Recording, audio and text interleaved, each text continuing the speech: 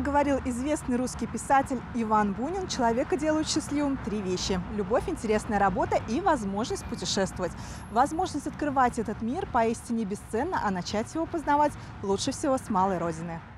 В Чувашии с 1 июня в рамках Года счастливого детства стартовала программа школьных летних путешествий. Молодое поколение должно знать свой регион, ведущие предприятия, учреждения культуры и науки. Проект своевременный и нужный и преследует сразу несколько целей. Это и более организованный подход к летнему отдыху, и всестороннее развитие личности. Поможет в изучении малой родины дневник «Книга моих путешествий». Это своеобразный гид по интересным экскурсионным объектам. Их ребята посещают вместе с учителями и родителями, а затем фиксируют свои впечатления. Всего в дневник попали 38 экскурсионных объектов. Это учреждения культуры, образования и науки, промышленности и сельского хозяйства. Школьникам предложили побывать в довольно популярных в Чувашии научно-техническом музее истории трактора, мемориальном комплексе летчика-космонавта Николаева, музее натурального хозяйства в Ядринском районе и недавно возведенном в Чувашии мемориале строителям безмолвных рубежей. Мы хотим на протяжении всех летних месяцев, а также осенних, провести наших школьников по маршрутам, по туристическим объектам, познакомить их с историей, культурой нашего края. Хотим показать вот все то, чем богата наша Чувашская республика. Сегодняшний день – это историческое прошлое, ну и, наконец, перспективы будущего, где наши школьники, конечно же, найдут для себя интересные моменты, и будущий профиль для обучения будет связан именно с этим. Путь в 1000 миль начинается с одного шага. И эти шаги на своем первом туристическом пути ребята уже делают. Например, ученики 2-й Новочебоксарской школы составили обширный маршрут путешествий. И один из важных пунктов в нем – Чувашский национальный музей. Мы посетили музей тракторов, музей Чапаева, Шоршила, музей космонавтики съездили. Сейчас пришли в национальный музей, детям очень нравится, и нам тоже.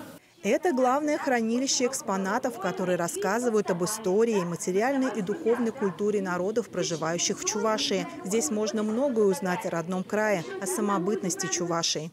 Сколько народов в России живет, как вы думаете? 200. Молодец, умница. Ты, видимо, знаешь, да? Национальные костюмы и украшения, интерьер чувашской избы, предметы быта, ремесла и торговли. Ребят буквально погрузили в историю Чувашского края. Удивительно смотрится и макет старого города, и элементы рунической письменности. Одно дело прочитать об этом в учебнике, совсем другое – наблюдать своими глазами. У детей безумный интерес, особенно когда показываешь им ручные мельницы, как вышивали, как ткали, то есть как создавали рубахи, одежду дома. Детям очень нравится. Благодаря проекту музей посещают больше детей. С детьми приходят и родители, и мы просвещаем не только детей, но зачастую и родителей. Очень хороший проект, интересный. Дети прям вот с удовольствием приезжаем и видим разные места. Честно говоря, первый раз сама здесь, поэтому, мне кажется, детям очень интересно и запомнится надолго. Планируем еще куда-то поехать, да. Есть у нас еще 2-й этап, там уже очень большой список, наверное, где-то еще побываем, если успеем. Этот экспонат появился в музее совсем недавно и вызывает самый горячий интерес. Над вышитой картой России трудились более 200 человек со всех уголков страны, от Калининграда до Камчатки. Каждая мастерица использовала уникальные техники. Полотно отражает орнаменты традиционной народной вышивки, а фрагменты карты повторяют географические очертания страны. Ее вес 50 килограммов, размер 3 на 6,7 метра. Вышитая карта – одна из самых необычных и оригинальных из всех когда-либо созданных карт страны. Самым маленьким посетителям экскурсовод предлагает поискать на карте животных, птиц, детям постарше сравнить вышивку разных регионов, найти сходства и различия. Мы впервые познакомились с вышитой картой, и дети тоже были в восторге. Им тоже очень понравилось, потому что настолько она красива, разнообразна и в то же время едина. Мало того, что мы посмотрели карту вышитую, еще и собирали карту сейчас из пазлов вместе с детьми. Поэтому это детям очень полезно. На будущее дети запомнят, где что находится. И на карте мы увидели, насколько много общего на этой карте есть во всех регионах. То есть древо жизни, символ жизни. Дети запомнят вот эту вот экскурсию на всю свою жизнь. Просто великолепно. вышито, красивое, яркое. Я очень советую всем прийти и посмотреть на эту вышитую карту. Чтобы сделать программу экскурсии еще насыщеннее, работники музея подготовили для своих посетителей веселые мастер-классы и игры.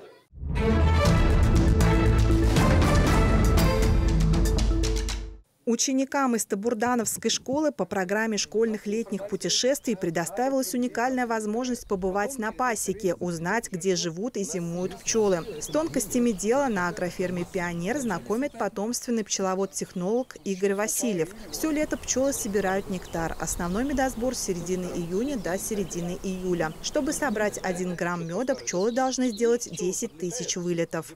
Может, кто-то там пчеловодом решит стать. У нас пчеловодов сейчас очень мало, почти никто не хочет пчеловодство идти. Я думаю, как-то все равно будут, кто-то заинтересуется, будет про пчел там больше читать, это, не знаю, там узнавать. С наступлением холодов улья заносят в специальное помещение. Зимовка начинается с осени. В комнате поддерживается специальная температура и влажность. 912, что ли, там, 900 с чем-то улья можно сюда поместить.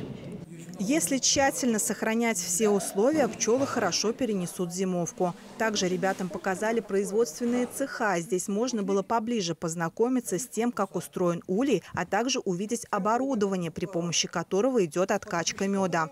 Вы здесь видите вот такой станок. Это называется у нас автоматическая медогонка. Она сейчас не работает, но когда пойдет большой мед, да, мы его, конечно, включаем. Здесь скорость переработки здесь большая, где-то, наверное, за смену мы там несколько тонн можем пропустить. Мед откачивается, а потом отдается на производство для дальнейшего использования. А предприятие, как оказалось, безотходное. Смотрите, это воск. Вот этот воск тоже получаем мы здесь, в этом помещении, то есть перетапливая старые рамки, да, до которых остается вощина, да, получается вот такой воск. В этот воск мы используем для чего? Мы из него делаем свечи. В 3 цехах предприятия «Мелилотус» перерабатывается мед, выпускается лимонад, квас, иван-чай. На этих кадрах чай упаковывается в специальные пакетики. Работает здесь небольшой, но очень дружный коллектив, даже целые семейные кланы. Запустить производство удалось благодаря гранту Минсельхоза Чувашии. На 40 миллионов построили здание. Несмотря на то, что кооперативу всего 4 года, он уже достаточно громко заявил о себе, в том числе и благодаря своей открытости туристам. Сейчас вообще-то все стремятся, да, организовать туристические маршруты в республике. Вот мы в эту программу тоже включились. Сейчас подали вот на 2 гранта заявку, то есть подготовили документацию. И мы надеемся, что Минсельхоз России рассмотрит, одобрит. И мы сможем, конечно, еще больше, еще красочнее, еще интереснее организовывать процессы, вот, вернее, экскурсию для наших жителей Чувашской республики, для учащихся, вот, ну и для гостей. Здесь выпускают здоровую, экологически чистую продукцию. Только меда 40 видов, а всего 250 наименований продукции. За смену производят 4 тонны кваса. Школьникам предложили поучаствовать в процессе упаковки. В оформлении товаров используется национальная символика. Узнаваемо, красиво и эстетично. На производстве витает очень приятный запах меда и разных трав. Также было интересна вся эта техника, при которой фасуется весь чай. Финал экскурсии был сладким. Юным исследователям удалось продегустировать все те продукты, что изготавливают здесь. Особенно школьники оценили мед и газированные напитки. От экскурсии остались самые теплые впечатления как учеников, так и у педагогов. Сегодня пробовали и с брусникой, с клюквой, с малиной, с орехами разными. В общем, дети очень довольны, а мы тем более. Мы живем рядом. На такой экскурсии мы впервые и очень рады, что в этом году запустили такой проект. Все-таки он имеет огромное значение, по моему мнению, потому что начинается ознакомление учащихся с родным краем.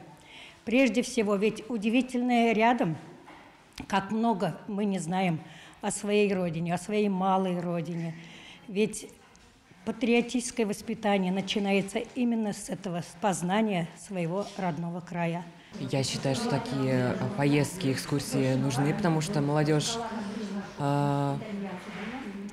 она видит производство в своей республике, может гордиться ей. И, может быть, такие экскурсии повлияют на дальнейшую профессию молодежи, потому что кто-то может найти работу близкую прямо у себя в районе. Вообще агротуризм на сегодня набирает все больше и больше оборотов, потому что наши школьники, например, находясь в городе, далеко не до конца знают те этапы сельхозпереработки. И конечный продукт, который лежит у них на столе, они даже не всегда догадываются, насколько это интересный трудоемкий процесс. Теперь шансов на знакомство с такими предприятиями значительно больше. Специальный дневник «Книга моих путешествий» мотивирует чаще выбираться из дома. Почти 30 тысяч школьников Чувашии в июне включились в программу летних путешествий. За каждую поездку в рамках проекта школьники получают эксклюзивный штамп. Те ребята, которые за лето посетят более 20 объектов из перечня, получат статус самых активных путешественников и смогут пообщаться с известными людьми Чувашии. Пока, по статистике, самые активные путешественники живут в городе Чебоксары, Маргаушском, Батаревском, Порецком муниципальных округах.